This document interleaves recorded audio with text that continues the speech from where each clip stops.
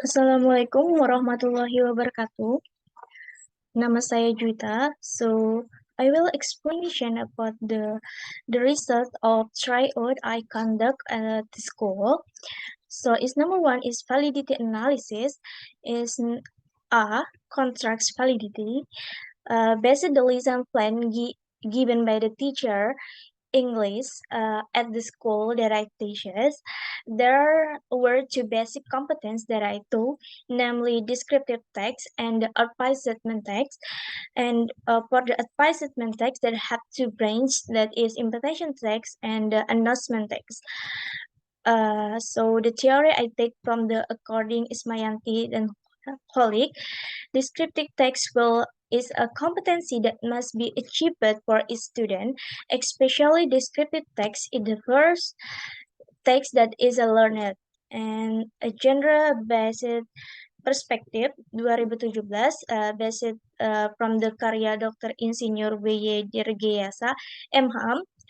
Purpose or social function of descriptive text is to describe a person, place, or thing in such a way that a picture is formed in the reader mind. And in the construct validity too, I give explanation, definition of advisement and invitation to. This is from the way tryout I given for student. I want to investigate how far student understand descriptive text, material, and advising text from the tryout that I made. Did they think was too easy or too difficult or moderate for grade 10? Paragraph 2. Paragraph 1 and 2 match because the material I used to try out was material that they had already learned in the class. Why do I say that there is a match into paragraph? Because I want to know how far the student understand the material and what's part of the question they think are easy, difficult, or trick question. And number B, content validity. And we have two indicator, and for basic competence yaitu untuk menganalisis, menangkap makna, dan mengevaluasi fungsi sosial, struktur teks, dan unsur kebahasaan teks tertulis. Indikatornya yaitu siswa dapat mengidentifikasi tes deskriptif secara kritis, kreatif, dan jujur terkait topik historical place and tourism.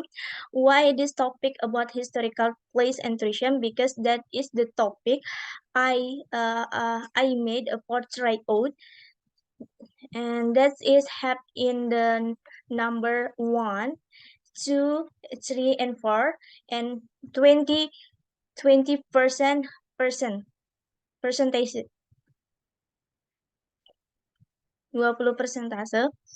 And yang kedua yaitu siswa dapat mengidentifikasi teks tertulis dalam bentuk advisement, undangan, invitation. Advisement terbagi menjadi dua, yaitu undangan dan announcement, pengumuman, yang dimana that is in the item 5, 6, 7, 8, 9, 10, 11, 12, 13, 14, 15, 16, 17, 18, 19, dan 20. Dan presentasinya itu 80%. Kemudian lanjut ke reliability analysis. Saya menggunakan rumus ini. Ini yang dimana dari rumus itu saya mendapatkan hasil yaitu 0,12 sesuai dengan keterangan bahwa jika sebuah jika alfa besar dari 0,90 maka reliabilitas sempurna. Jika alfa antara 0,70 sampai 0,90 maka reliabilitas tinggi, sementara relativitas tinggi. Sementara jika alfa kurang dari 0,50, maka sudah dipastikan bahwa satu atau beberapa item tidak reliable, maka dapat disimpulkan bahwa butir tes yang dibuat pada tryout ini adalah tidak reliable karena dia kurang dari 0,50, yaitu hasilnya 0,12. Kemudian lanjut ke item analisis. Di sini ada 4, yaitu yang dimana soal yang tergolong sulit, soal yang tergolong sedang, dan soal yang tergolong mudah, dan yang terakhir yang soal yang tidak efektif. Di mana untuk mendapatkan hasil seperti nomor 1 itu masuk ke golongan mudah, yaitu karena dia hasil 0,75, cara menghitungnya yaitu P sama dengan jumlah soal yang benar dibagi jumlah siswa. Jadi rumusnya seperti itu, maka didapatkanlah hasil seperti ini. Eh, Soal nomor 1 itu didapatkan dia masuk ke kategori mudah, yaitu karena dia menghasilkan 0, karena berdasarkan dari calculation dari rumus tadi hasilnya 0,75. Dan untuk nomor 2 itu dia tergolong sulit, ya, karena dia hasil 0,12. Sampai nomor 20 seperti itu cara penghitungannya. Tuh, pada tabel di atas dapat disimpulkan yang tergolong sulit yaitu 2, 4, 5, 8, 17, 18, 19. Yang tergolong sedang yaitu 6, 7, 12. Yang tergolong mudah itu 1, 3, 9, 10, 11, 14, 15, 16, dan 20. Yang tidak efektif itu terdapat pada nomor 13. Kemudian selanjutnya yang B, discrimination index. Oke. Di sini saya akan menjelaskan dulu H ini apa, L ini apa, H plus L ini apa, P ini apa, H dikurang L ini apa, dan D ini apa. Cara memperoleh nilai dari ini semua. Untuk discrimination index ini kita harus membagi menjadi 2 golongan. Karena saya siswanya 8, berarti saya membagi menjadi 2 golongan, yaitu di mana yang di high 4, yang di low 4. Kemudian untuk dapat hasil dari H plus L ini adalah dengan menambahkan yang di high berapa, yang di low berapa. Tadi karena yang di high sudah 4, dibagi menjadi 4, dibagi menjadi 2 golongan, tadi berarti 4 di high dan low-nya 4, jadi berarti 8. Dan untuk P ini diambil dari data tabel yang di atas yang sudah kita hitung tadi dengan rumus P sama dengan jumlah jawaban yang benar dibagi jumlah siswa. Untuk HL-nya ini juga sama diambil dari data yang di atas, yang D ini juga sama diambil. Nah, untuk D ini diambil dari hasil ini. Jadi 1 dibagi dengan jumlah siswa.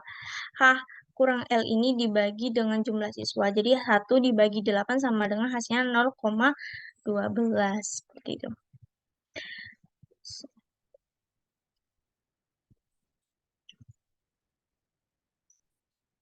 Bisa dilihat. Jadi misalnya contohnya nomor 1 yaitu yang di high itu ada 4. Yang di low ini ada 4 yang benar. Yang jawab nomor 1 benar itu ada 4. Sedangkan yang di low itu yang jawab benar itu di nomor 1 itu cuma 3. Terus karena di sini rumusnya H plus L, jadi 4 tambah 3 sama dengan 7. P ini diambil dari nilai tabel di atas, HL ini diambil dari nilai di atas juga, dan 0,12 ini sudah saya katakan tadi, yaitu 1 dibagi dengan 8, maka hasilnya 0,12. Seterusnya sampai nomor 20. Kemudian ada yang terakhir yaitu di structure analysis atau multi choice.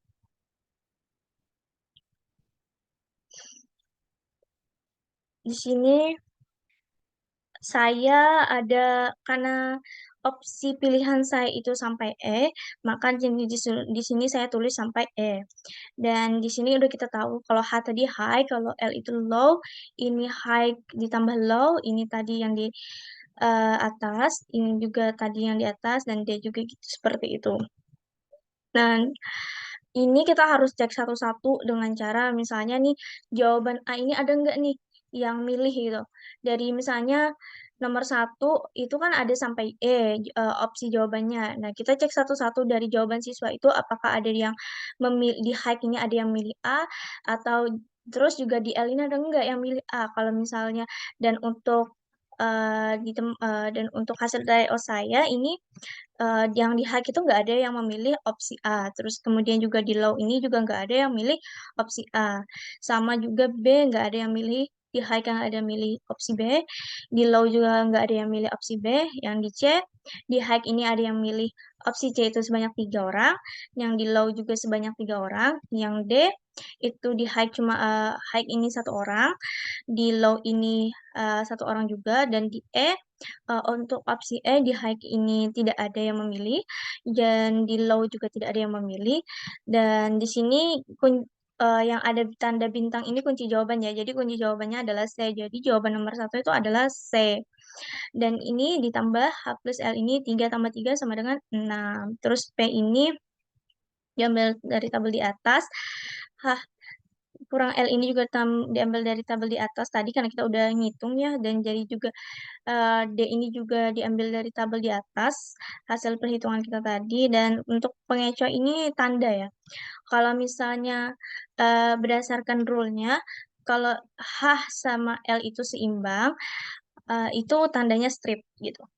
Nah, ini kan sama ya. Di high itu 0, nggak ada yang milih jawaban A.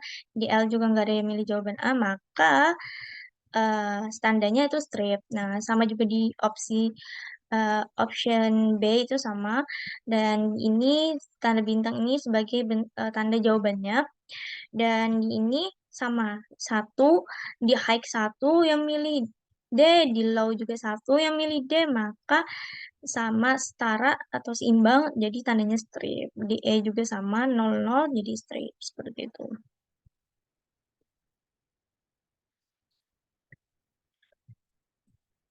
Nah, ini juga contoh yang ada plus-plusnya ya, nggak strip terus. Jadi di sini ada kunci jawaban, kita bisa lihat di sini. Dan di sini plus. Kenapa dia plus? Karena di sini low lebih tinggi daripada high. Jadi kalau misalnya high lebih tinggi daripada low itu min ya. Dan ini atau strip gitu. Dan ini kalau misalnya eh, dan ini hasilnya yaitu yang milih eh, B di high itu nggak ada dan yang memilih B di low itu cuma satu dan maka kesimpulannya bahwa low lebih tinggi daripada high yaitu plus tandanya plus begitu. Ini juga sama plus juga dan ini sama setara seimbang makanya jadinya min. Cara penghitungannya seperti itu sampai di nomor 20.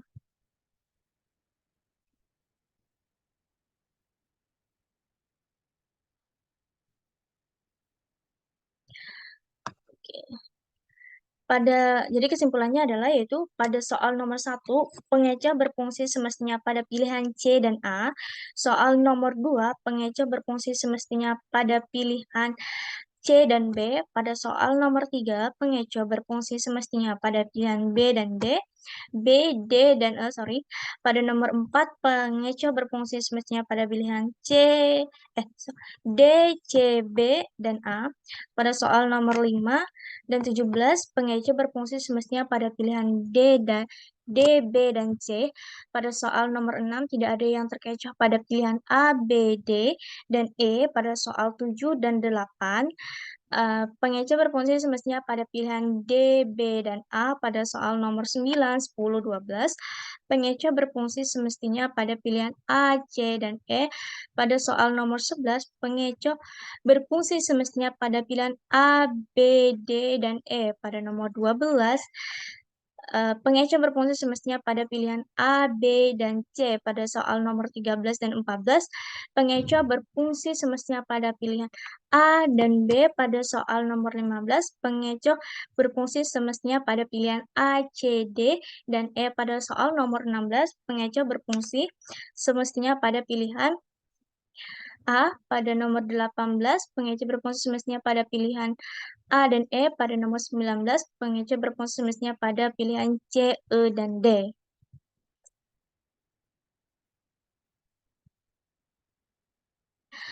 Oke, saya rasa sampai sini tentang laporan saya tentang tryout yang sudah saya lakukan di kelas.